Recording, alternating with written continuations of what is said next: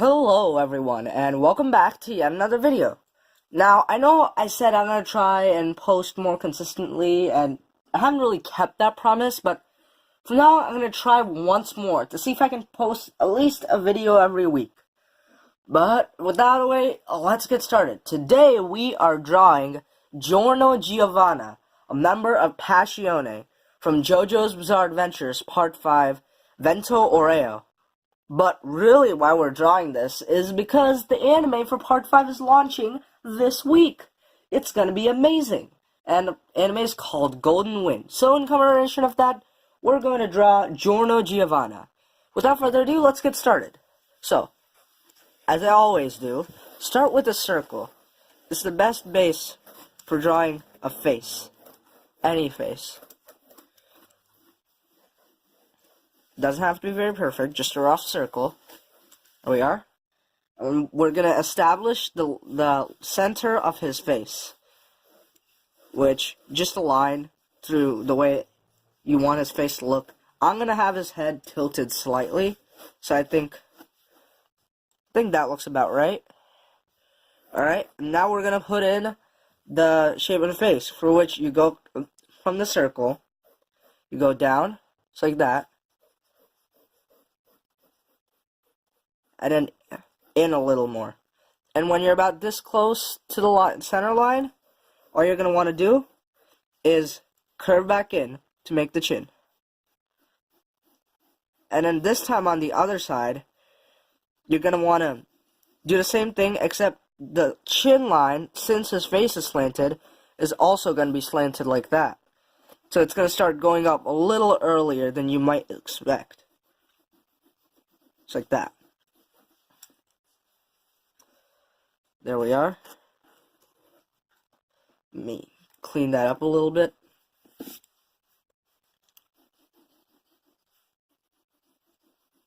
Alright, now we got that in. Let's put the ear. The ear is going to be right where the line for the side of his cheek we put in. It's going to be right where it touches the circle. So, for the ear shape, it's kind of triangular. Just like this. And going back in. And we're going to put in another loop. I've seen this in many of Araki's Part 5 drawings, where he does this kind of style when he's drawing the ear. Just like that. And then some random shading. Well, it's not really random, but you'll get used to it after you look at a lot of ears and a lot of his drawings. So we just put in kind of a curve over here. Make it go around, and shade in the middle. There we are. Now let's put in a line for his eyes, which, if you remember where we started the side of his face over here, we're going to go from there. We're going to slant it across, all the way to his ear, because that's usually where you want the eye line to be, where the ear touches, or the top of the ear touches his face, or is attached to his face. That's usually where you want to put your eye line. Alright, now we got that in. Let's go ahead. Let's put in the nose. Nose. Not a biggie. You're gonna want to go inwards over here, which is kind of like the crease of your nose, and then bridge it back outwards. Like that. And go back in. And Araki, he does this weird thing with his noses here. I'll clean it up. And again, you want to draw it across the center of the face, because that's where your nose is, in the middle of your face. But yeah, he does this weird thing where he draws this in, and then he kind of puts the nostrils going up like this. And it's a little strange, but yeah, that's just how he does it. So I want to keep it as accurate as I possibly can make it to the original. And then we're going to put in some lines which go across the top of the nose, which Araki always does, especially in Part 4. In his style in general, after Part 3, he does that quite a bit. Now let's move on. Well, later on, if you want to do some minor fixes by looking, you can, while you're drawing, just until it looks good to you. Alright, anyway. Let's move on to the eyes now. First, put in the eyebrows, because they'll help you put in the eyes. I'm going to make him look a little on the serious side. So, the eyebrows is usually right where the line for you put in for the eyes is. It goes up, because ours is a little angry. And that's it.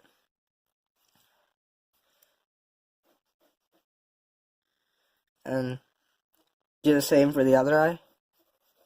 This time just let it go up. Leave it there. Huh. I think it's a little angrier than one make. We'll see after we put in the eyes. So, now what we're going to do is we are going to put in the eyes, of course. For that, you're going to want to make a line which looks like that. And a line which curves slightly up. And then over. And Araki makes the upper eyelashes very thick when he does this. In this part. And we're going to draw another line on the bottom here. Going to the side. There we are. That's one eye. And then you're going to do the same for the other eye. More or less. Where it goes up. Then very thick. And you just put in the eye. Same way. That weird almond shape. Now, we have Giorno's eyes done. Now we have that, we're going to put in the actual iris itself. Which, I think that's a little angry. A little too angry. I'm going to see if I can remedy that. 1 second. Maybe make his eyes a little thinner. That'll help always. To give it more of a serious look than a I'm going to kill you and I am crazy look. You know.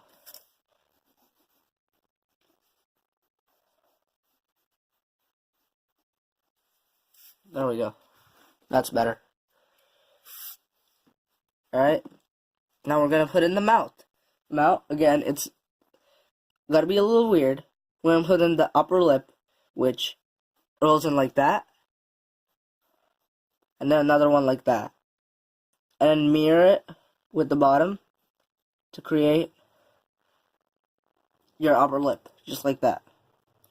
And then you're going to do the same thing, except reversed and a little bigger than your upper lip for the lower lip. Just like this. And then you have your lips. Wasn't that hard, was it? Alright. Now, we're going to put in the, well, I'm going to clean up the guidelines a little, just so I can get a clear picture, see any fixes that I have to make it look more like Giorno. And always use photo reference, especially when you're drawing a character that is not yours. Even if you are drawing your own original character, you want to usually make like a character sheet or something to refer to when you're drawing him, unless you're really familiar with him. Him or her, that is. But yeah, always use photo reference when you can. But yeah, I think that looks good. We're going to go back over to the eyes, because I forgot. Araki usually puts in eyelashes in this part. On the bottom eye, more so than the top. It's like that. So we're going to do that for both eyes. There we are. Now, we're just going to add some Araki shading. So, like, Araki usually defines the side of his jaws by using these lines that go to the side like that. I don't know if you guys probably seen it. He does it a lot, where he puts a line at the side to kind of show the cheekbones, I think, is what it's supposed to convey. Yeah. We got that. And now we're going to put in the most fun part of Giorno, which is, indeed, his hair. The hair, where he has these 3 big circle buns of hair in front like this, for which you're just going to put in 3 circles next to each other. And in them, kind of like a donut, there's another small, dark circle, which is where he, I think, rolls the hair around. And then, since each bun is facing a different direction, using the perspective almost like a donut, each dark spot in each of them is going to be facing a different way. And you can have some hair coming out of them. Just little touches here and there. That do the same for the last one right here. Alright. Oh, we have to put in the sideburns, which is very simple. Just make it go up to the buns of hair, the 3 buns up top over here. And now we have the basic gist of Giorno here. Pretty ready, I'd say. Now all you have to do is put in the rest of his hair, and we'll be good with that. So for the rest of his hair, what you're gonna want to do is, most of it goes up like spikes. Not even spikes. It's very fabulous, if you get what I mean. It's very curly, but like in a smooth way, not in like the usual shonen protagonist spiky way. So kind of like that, and just quite a few. Vary their sizes, shapes.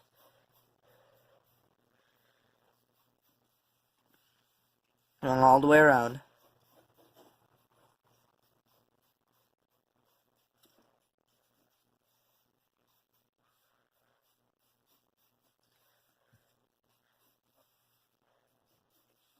Alrighty. Now we're gonna put in... Oh, I almost forgot. We didn't put in the other ear. It's very simple. You see, if you draw a line across from the face, that's where the bottom of this ear is gonna be, and just a little 2 lines going to the side. You don't need to make it too detailed. Then we have the other side of the face. I'm sorry. I just thought the side was a little off. So I'm fixing it. There we go. That's a little better, in my opinion.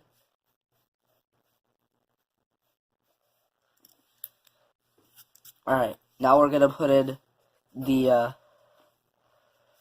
neck, which is still gonna be a little straight because it's his neck he's craning, and the neck, it's gonna come down from a little past where the line goes in for the chin over here. So, and here it's gonna come from behind the ear, right about there, and that's where the neck's gonna lie. You're gonna wanna put in kind of a little bit of definition for the Adam's apple, just like that. And now we're gonna put in the rest of his costume. Well, I shouldn't call it costume. It's what he usually wears, his clothes. So for his clothes, he wears like this collared, I don't know what you call it, a vest? I don't know, coat, vest. Anyway, here's how you draw it. You're gonna want 2 of them coming to the side like this, and going inwards, just like that. And then from there, you're gonna want to make the shoulders come out to the side like this, crane down for the shoulders, and back up. I mean, crane down for the, I don't know what this is called. I don't know what any of these is called, but you come down, and this is the shoulders, is when it pokes back up. And then, yeah. Now that's in, he has kind of like this heart-shaped, I don't know, it opens up in like a heart shape over here. So we're gonna put in the top of that, just like that. And then that's And he has two ladybugs, which we don't really have that much space on our... We don't have that much space on our paper to draw that. So, yeah, that's the basics of his clothes. And now we're gonna go ahead and put in some details. For the... He has like this wing shape over here on his collar, for which you're gonna make a swirl like this, right? And then make it go all the way back here and come back in, just like that. And now what you're gonna do is you're gonna put in the feathers. So 1, 2. You're gonna want 2 layers of feathers, 2 like this, and then another 2 going out again, like that. And that's the design on his collar. We're gonna do the same thing over here, but because of this perspective, it's kind of, you can barely see it on the side, like that. But yeah, that's the design on his collar. Maybe I should have made it a little smaller, but that's fine. I think it looks fine. And another thing, around the heart shape over here, he's gonna have... Here, let's clean that up so you can see better. He's gonna have another line around it. And in those are tiny circles, kind of like buttons, like this.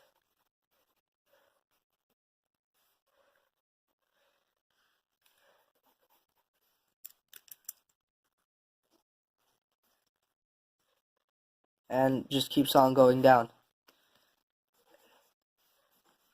And that's the basics of everything. Yeah, this all is bare chest. And I think we are about ready to get into the inking, when I will talk a little bit about shading the mouth and a few areas on how Araki hatches. But yeah, let me get my... Alright, I'm going to take my 01 micron to start with. And actually, yeah, let's go a little thicker. Take my 03 micron, and I'm going to outline the face shape, which is pretty self-explanatory. And time-lapse through this.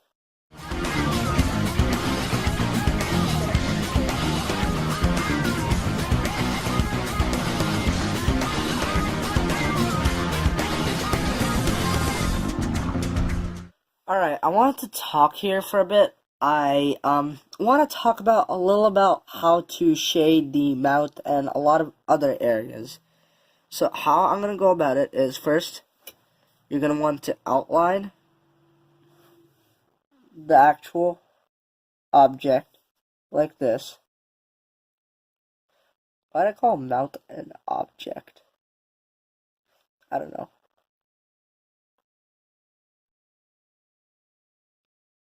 Right? Once you do that, for the shading, Araki usually does very, very thin, just lines going across like this,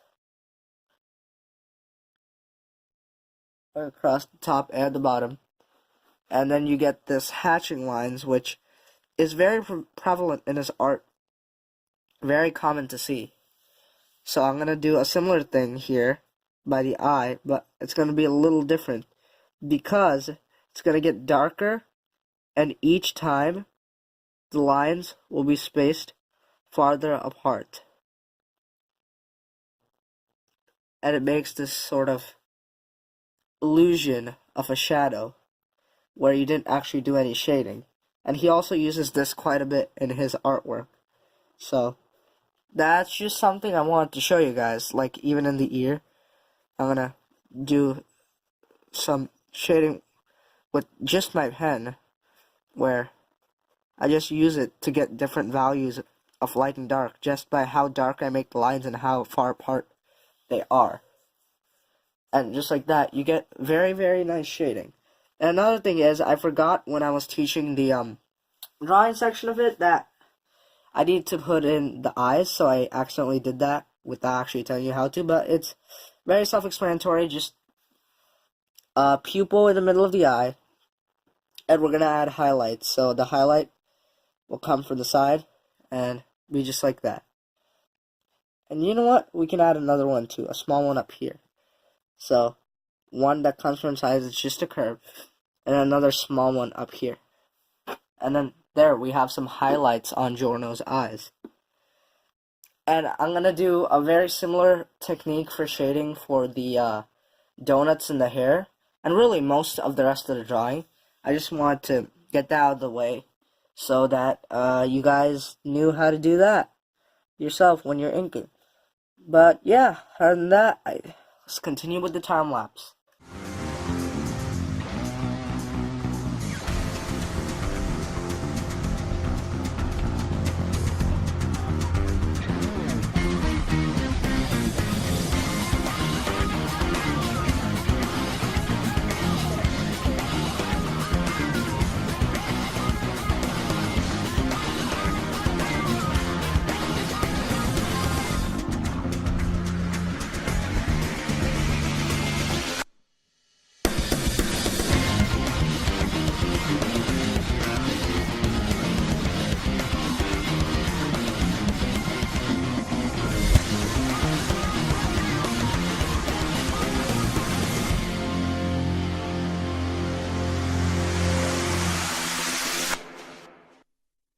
Alright guys, that's gonna have to be it for this video. I'm running a little short on time. I gotta go do some stuff. So, yeah, that's as far as I'm gonna get with the coloring today. I hope you guys enjoyed. I hope you guys learned how to draw Giorno. And, yeah, make sure to like if you like, subscribe, check out my other videos, and, yeah, see you guys next time. Bye-bye.